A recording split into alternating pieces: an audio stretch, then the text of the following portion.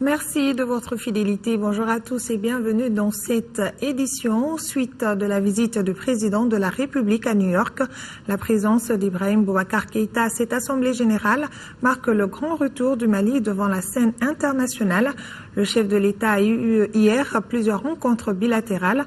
Le Mali était la grande attraction lors du déjeuner offert par Ban Ki-moon aux chefs d'État et de gouvernement. Au cours de ce déjeuner, Ibrahim Boubacar Keïta était sur la même table que le président américain Barack Obama et le secrétaire général de l'ONU, un signe qui témoigne de la volonté de la communauté internationale d'aider notre pays dans sa reconstruction. C'est en tout cas la conviction du président de la République, Ibrahim Boubacar Keïta, que nous vous proposons d'écouter. Je voulais encore remercier Savoir gré Allah, subhanahu wa ta'ala, à tout le peuple malien, de cet honneur insigne qui m'a été fait d'être à la table des 10 personnes réunies autour du président Obama. Je lui faisais face.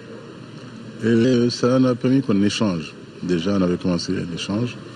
Il a tenu à dire à tout le monde dans quelles conditions nous avions été élus. Il a dit à son estime pour le Mali, son souhait de redémarrer de manière vigoureuse la coopération avec le Mali. Il a souhaité que le secrétaire général des Nations Unies accompagne le Mali fortement. Il a souhaité que le président de la Banque mondiale, lui aussi, appuie fortement les demandes maliennes. Et en ce qui le concerne, lui, la promesse que les États-Unis seront à nos côtés de manière puissante. Et qu'également, il souhaite que nous rencontrions très prochainement. Ça a été un grand honneur, pas seulement pour le Mali, mais pour l'Afrique. Vous l'avez vu, j'étais le seul à sa table. C'est dire l'intérêt que notre pays suscite aujourd'hui pour avoir eu ce privilège, cet honneur-là. C'est une table où il y avait le roi Abdallah de Jordanie, où il y avait la présidente de Costa Rica, où il y avait le président Dalagoul de Turquie. J'étais en compagnie très relevée, très relevée. C'est un signe au Mali nouveau, et un message aux Maliens. Le monde entier vous respecte désormais, le monde entier vous observe, le monde entier veut vous accompagner pourvu que vous croyez vous-même en vous. Nous croyons en vous, alors croyez en vous-même. Et en tant que président, moi je vous le dis, ma tâche, comme je l'ai dit devant le pays, sera de porter le Mali toujours plus haut, Inch'Allah. Le ministre de la Communication et des Nouvelles Technologies et de l'Information a rencontré hier les membres du groupement professionnel des agences de communication GEPAC.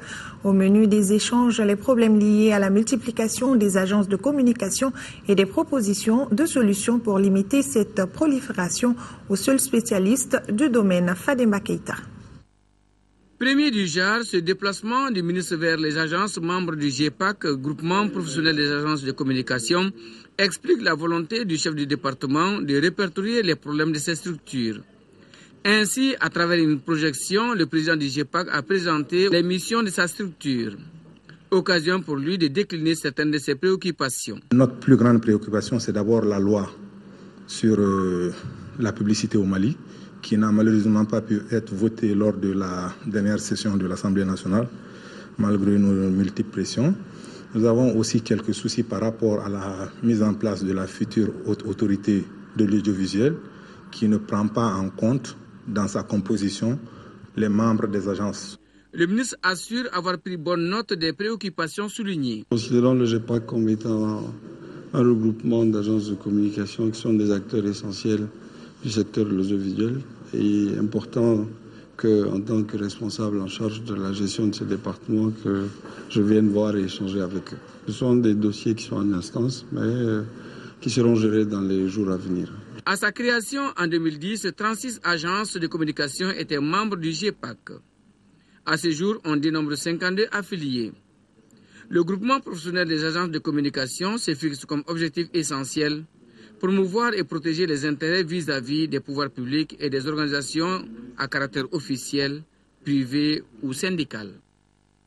Les pèlerins maliens à leur arrivée ont été accueillis par notre consul général à Djeddah, Ousmane Diakité, accompagné du délégué général du Hadj, Mamadou Kamara.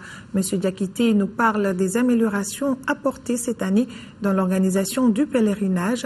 Il est au micro de nos envoyés spéciaux, Abdraman Keïta, Brahima Touré et Nyanza Koulibaly. Je suis venu à l'aéroport au nom de l'ambassadeur Mellabat, au nom du consulat, m'enquérir des conditions d'arrivée de nos compatriotes et des conditions d'accueil. D'abord, par rapport aux conditions d'arrivée, je constate qu'il y a vraiment une avancée par rapport aux autres années, parce que vraiment les pèlerins ont atterri à Médine.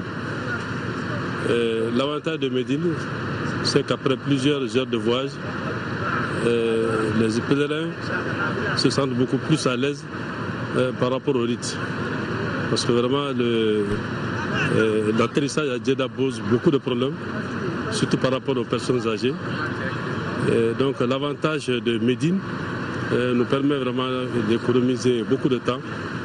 Ensuite, par rapport aux conditions d'accueil, cette année, les conditions ont été beaucoup améliorées. Le vol s'est très bien passé. Par rapport aux formalités, contrairement aux autres années, il n'y a pas eu vraiment de prise d'empreinte digitale. Donc cela a permis aux pèlerins vraiment de faire les formalités le plus tôt possible. Et quant à la situation particulière des personnes âgées cette année? Par rapport aux personnes âgées, il y a encore moins de problèmes. Je pense que la formation a eu beaucoup d'effets. Les pèlerins ont suivi les différents conseils prodigués par les différents encadreurs. Le message que je voudrais vraiment faire passer, c'est de demander à nos compatriotes, comme au début, de continuer vraiment sur cette lancée, c'est-à-dire vraiment rester derrière la commission, faire le rite dans l'ordre et la discipline. Voilà, c'était donc l'arrivée des pèlerins à Djeddah et toutes nos excuses pour ce petit problème technique. Le travail bien fait n'est jamais perdu. C'est ainsi que l'ONG Djitoumou Kounkan vient de décerner des distinctions honorifiques à certains chefs d'État et à l'ORTM pour leur implication dans la crise malienne. La cérémonie qui s'est déroulée hier était présidée par le ministre de l'Artisanat et du Tourisme et Alpha Maïga y était pour son reportage. Mieux vaut tard que jamais. L'Académie d'enseignement de Bamako Rive Gauche a choisi ce 25 septembre pour commémorer la journée internationale de l'alphabétisation. Cette journée avait pour thème alphabétisation, décentralisation et paix pour un développement durable. Un thème qui cadre bien avec le contexte sociopolitique actuel de notre pays. Pour que la décentralisation soit pleinement comprise, pour que la paix soit ancrée dans les cœurs, pour que le développement soit durable, il faut vulgariser l'alphabétisation. Un proverbe bambara dit « L'âme se nourrit de quiétude et l'esprit se nourrit d'instruction ». Cette année, la lecture des poèmes en bamanankan et la remise d'attestations ont été les temps forts de cette cérémonie. L'Académie d'enseignement de Bamako Rive Gauche occupe une place de choix dans la promotion de l'alphabétisation au Mali. Elle a ouvert courant la seule année 2012 250 centres qui ont accueilli 6743 auditeurs. Voilà, vous l'aurez compris, c'était plutôt le reportage de Mamourou Sidibé, sur la journée internationale de l'alphabétisation célébrée ce 25 septembre dans la direction de l'Académie d'enseignement de Bamako Rive Gauche. Cette journée était l'occasion pour les initiateurs de parler des acquis en matière de la promotion de l'alphabétisation. Nous revenons sur le reportage de Alpha Maïga. Je le disais, le travail bien fait n'est jamais perdu. C'est ainsi que l'ONG Djitoumou Kounkan vient de décerner des distinctions honorifiques à certains chefs d'État et à l'ORTM pour leur implication dans la crise malienne. La cérémonie qui s'est déroulée hier était présidée par le ministre de l'Artisanat et du Tourisme. Alpha Maïga pour son reportage. Le Kiwara est une récompense qui couronne l'effort d'une personne, sa bravoure, son courage, son abnégation. Et c'est dans ce cadre que l'ONG Djitoumou Kounkan a initié cette cérémonie. Une cérémonie dont l'objectif est d'offrir des distinctions honorifiques. Cela à des personnalités et structures qui ont œuvré dans la gestion de la crise malienne. Nous voudrions saluer en leur leadership leur implication personnelle, leur initiative multiple pour permettre à notre cher pays de recouvrer son intégrité territoriale ô combien menacée. L'organisation des élections présidentielles transparentes, apaisées et crédibles. Parmi ces personnalités, les chefs d'État de la Côte d'Ivoire, du Burkina Faso, du Bénin, du Tchad, de la France, entre autres. À ceci s'ajoute l'ORTM pour le succès de l'armée malienne transformée en exploit et dont les images ont été diffusées par la structure. C'est ainsi que le service a reçu le Chiwara de façon générale et de manière particulière un diplôme d'honneur a été décerné à Moussa Ari Maïga et son équipe pour avoir été sur le terrain. Et Maurice Manou à travers ses messages dans l'émission Terroir. Les personnalités dont il est aujourd'hui question ont prouvé leur engagement et leur solidarité envers notre peuple, avec la volonté ferme de l'accompagner au prix du sacrifice ultime. Les organisateurs ont saisi l'occasion pour présenter à l'Assemblée les lieux touristiques du Djoutoumou à travers une exposition photographique. La journée de l'arbre à la police a été marquée ce mercredi par la plantation de 700 arbres sur le site devant abriter le centre de formation de la police nationale. L'événement a été présidé par le directeur national de la police, le compte-rendu de Isaac Chinou.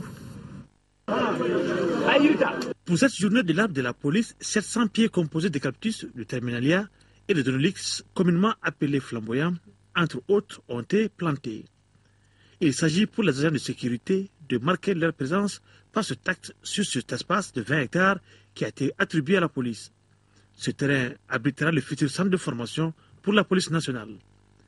L'événement se passe avec le concours des services des eaux et forêts. L'avenir de la police est là. Si nous parlons de formation, sans infrastructure, nous ne pouvons pas réaliser nos rêves. C'est ici, sur cet espace, que nous pouvons tout faire. Et pour mieux le conserver, chaque année, nous devons venir planter des arbres pour en délimiter la clôture. Cette activité cadre même avec le thème de la campagne de reboisement de cette année. On dit qu'il faut sauvegarder les forêts, les préserver pour ne pas tarir notre avenir. Planter un arbre est important. Son entretien reste le plus difficile. Pour ce faire, la police a sa recette. Les commissaires de la rive droite, je vous engage chacun, à partir du mois de mars, à venir arroser les plants avec une citerne d'eau. Par cet acte, la police, au-delà de sécuriser son site, contribue à adoucir le climat. En 5e région, le chef de village de Ombori s'appelle désormais Nouhoum Ousmane Maïga. Il a été investi vendredi dernier lors d'une cérémonie traditionnelle qui a regroupé les délégués des 20 villages et 4 hameaux de la commune, des responsables administratifs et politiques. Le 5e Omborikoy du Mali, indépendant, après sa prestation de serment, a promis d'instaurer une stabilité sociale et d'œuvrer pour le plein développement de la ville de Ombori. Les détails avec Yaya Bokoum.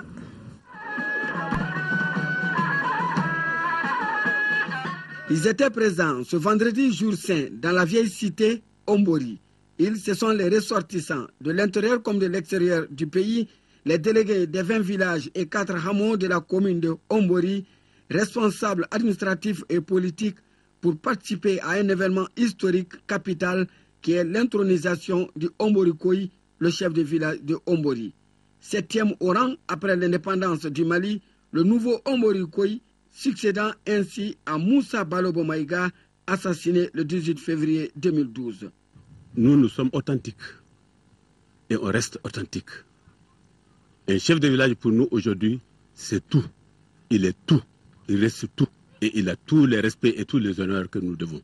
Le choix de Nouhoum Ousmane Maïga, sur qui s'est dégagée l'unanimité, n'est pas fortuit. Il a grandi auprès de notre père, qui a été chef. Il a vu comment s'exerce la chefferie. Lui-même, il a été chef d'arrondissement plusieurs années. Donc, il a exercé le pouvoir. Il sait comment gérer les populations. Traditionnellement, l'intronisation d'un Omborikoy comporte 4 temps forts.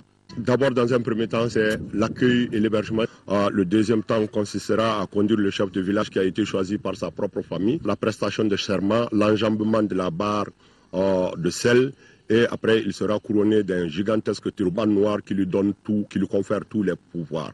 Après son investiture et sa prestation de serment, le nouveau Omborikoy a des ambitions pour son village. Ma tâche, c'est d'essayer de réconcilier ces cœurs meurtris, de les ramener à la raison. La vengeance, ça ne sert à rien dans ce cas-là. C'est ma première tâche d'abord. C'est le signe de la réconciliation. Avant son intronisation, Nouhoum Ousmane Maïga était sous-préfet de Dinangourou dans le cercle de Okoro.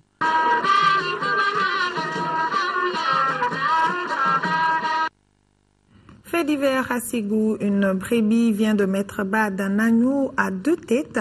Ce phénomène inhabituel s'est passé dans la famille d'un ancien militaire à Baka Samake à Ségou, Bagadadi, non loin du stade Amarindaou. Les 2 têtes de l'agneau sont distinctes l'une de l'autre, mais malheureusement, il est décédé peu après sa naissance. Pour avoir des explications sur cette malformation chez les animaux, notre correspondant Mamoutou Danté a approché le docteur Mamadou Abdoulaye Dombélé. Alors, nous l'écoutons. Bon, ce phénomène il peut s'expliquer de 2 façons. Vraiment, un problème de contamination, d'irradiation normale. Ensuite, génétiquement aussi, ce problème peut avoir son origine. Donc, il s'agit maintenant de voir par rapport à la contamination, quel est le mode d'élevage pratiqué chez l'intéressé. Si ce sont des animaux en divagation, donc il n'est pas écarté qu'un animal a été soumis à des irradiations sans qu'on s'en rende compte. Des irradiations qui peuvent influencer l'organisme de la brebis et même du fœtus. Bon. Et génétiquement, cela s'explique seulement par certaines anomalies qu'on peut constater au moment de la constitution des gènes. S'il y a un conseil à donner, c'est de veiller à l'alimentation des animaux. Voilà, ainsi prend fin cette édition. Merci de l'avoir suivie. Elle vous a donné rendez-vous. Elle y sera. Il s'agit de Aïssata Ibrahim Maïga pour les éditions des 18h et 20h. D'ici là, prenez soin de vous et bon appétit si vous êtes à table.